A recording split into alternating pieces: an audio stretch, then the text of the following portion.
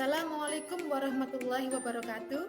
Saya Miming Suryoningsi akan memaparkan tentang koneksi antar materi modul 2.1 tentang pembelajaran berdiferensiasi. Dengan fasilitator saya adalah Siti Hani Zubaida SPD MPD. Pertanyaan pertama, apakah yang dimaksud dengan pembelajaran berdiferensiasi?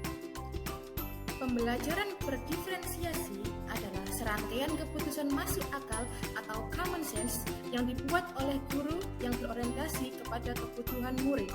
Pembelajaran ini merupakan usaha guru untuk menyesuaikan proses pembelajaran di kelas untuk memenuhi kebutuhan belajar individu murid. Murid kita memiliki karakteristik yang berbeda-beda, sehingga ketika pembelajaran disesuaikan dengan karakteristik mereka, maka tujuan pembelajaran dapat dicapai dengan maksimal. Adapun pertanyaan yang kedua adalah, bagaimanakah pembelajaran berdiferensiasi dapat diterapkan di kelas? Dalam penerapan pembelajaran berdiferensiasi terdapat beberapa langkah. Yang pertama adalah menetapkan tujuan pembelajaran. Sebelum kita memulai proses pembelajaran, kita harus tahu hasil apakah yang ingin kita capai dalam sebuah pembelajaran. Lalu yang kedua adalah menganalisa kebutuhan belajar murid.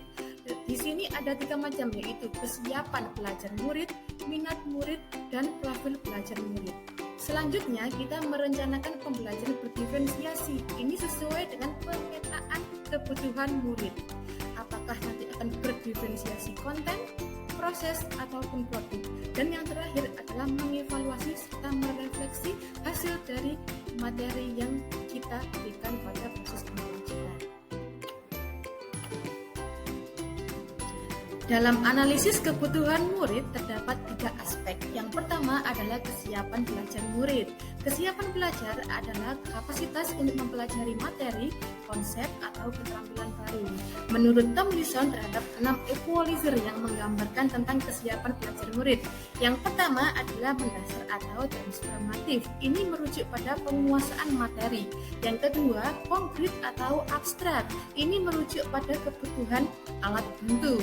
Yang ketiga adalah sederhana atau kompleks. Ini merujuk pada kerumitan abstraksi. Yang keempat adalah struktur atau terbuka, yaitu merujuk pada penyelesaian tugas oleh siswa. Yang kelima adalah tergantung atau mandiri. Hal ini merujuk pada kemandirian murid. Yang keenam adalah lambat atau cepat.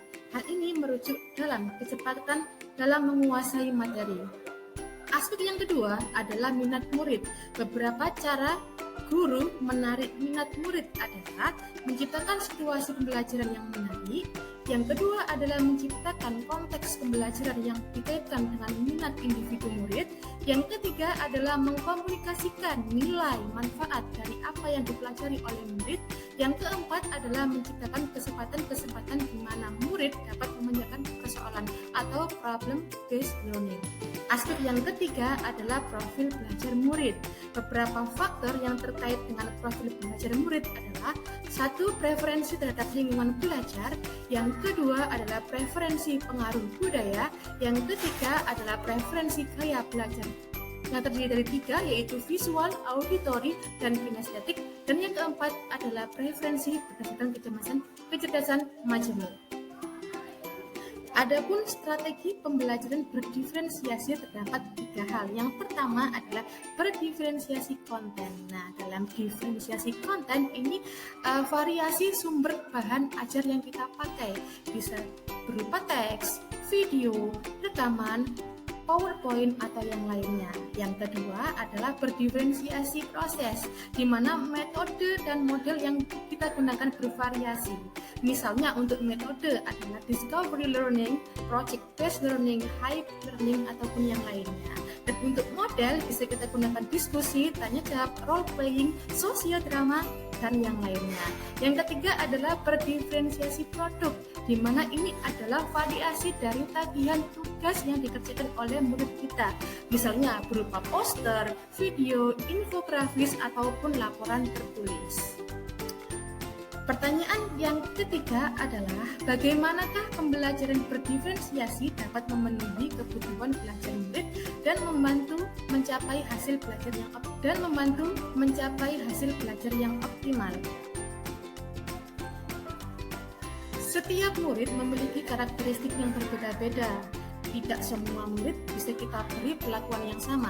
Jika kita tidak memberikan pelayanan yang sesuai dengan kebutuhan murid, maka hal tersebut dapat menghambat murid untuk bisa maju dan berkembang belajarnya.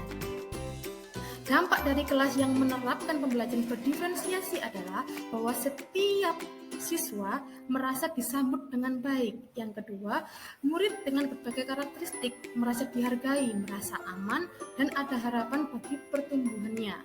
Lalu, guru mengajar itu untuk mencapai kesuksesan muridnya. Ada keadilan dalam bentuk nyata, guru dan murid berkolaborasi, dan kebutuhan belajar murid terfasilitasi dan terlayani dengan baik. Hal ini diharapkan dapat menghasilkan belajar yang optimal bagi siswa kita. Lalu, pertanyaan yang keempat adalah bagaimanakah kaitan antara materi dalam modul ini dengan modul lain di program pendidikan guru penggerak? Dalam hal ini, kaitan modul pembelajaran berdiferensiasi yaitu dengan filosofi Ki Hajar Dewantara, nilai dan peran guru penggerak, visi guru penggerak, dan budaya positif. Adapun kaitan dengan filosofi Ki Hajar Dewantara adalah bahwa pendidikan adalah menuntut segala kodrat siswa, yaitu kodrat alam dan kodrat zaman, untuk mencapai kebahagiaan yang setinggi-tingginya sebagai individu dan anggota masyarakat.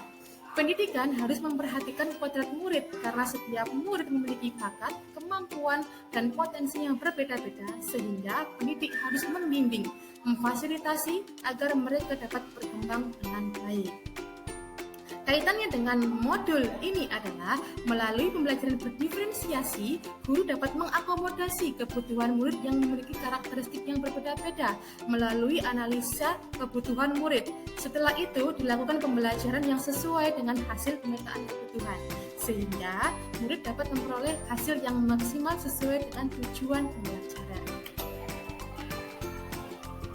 Adapun kaitan dengan nilai dan peran guru penggerak adalah seorang guru penggerak memiliki beberapa nilai, yaitu mandiri, reflektif, inovatif, kolaboratif, dan berpihak pada murid, di mana nilai-nilai ini menunjang dalam penerapan pembelajaran diferensiasi. Contohnya, dalam menyusun strategi pembelajaran, seorang guru harus inovatif dan kreatif agar metode yang digunakan sesuai dengan kebutuhan murid. Selain itu, guru penggerak memiliki peran, yaitu sebagai pemimpin pembelajaran. Hal ini sesuai dengan pembelajaran diferensiasi, di mana guru memetakan dan merancang pembelajaran agar sesuai dengan kebutuhan murid. Selain itu, guru juga menciptakan lingkungan yang aman, nyaman, namun tetap sesuai dengan tujuan pembelajaran. Kaitan pembelajaran diferensiasi dengan visi guru penggerak adalah salah satu visi dari guru penggerak adalah mewujudkan pembelajaran yang merdeka dan berpusat pada murid, menggunakan paradigma inquiry apresiatif dengan tahapan yang disebut dengan PAKJA. Paradigma IA berfokus pada kekuatan positif yang dimiliki oleh individu. Dalam pembelajaran berdiferensiasi, guru melakukan pemetaan kebutuhan. Dengan pemetaan ini, guru telah memiliki data tentang kekuatan dan potensi setiap muridnya. Data tersebut yang akan digunakan sebagai dasar pembelajaran berdiferensiasi, baik itu berdefinisi konten, proses, maupun produk. Kaitan pembelajaran berdiferensiasi dengan budaya positif adalah pembelajaran berdiferensiasi akan membentuk budaya positif baik di kelas maupun di luar lingkungan sekolah. Dengan lingkungan pembelajaran yang aman dan nyaman serta metode pembelajaran yang disesuaikan dengan kebutuhan murid, maka murid merasa dihargai.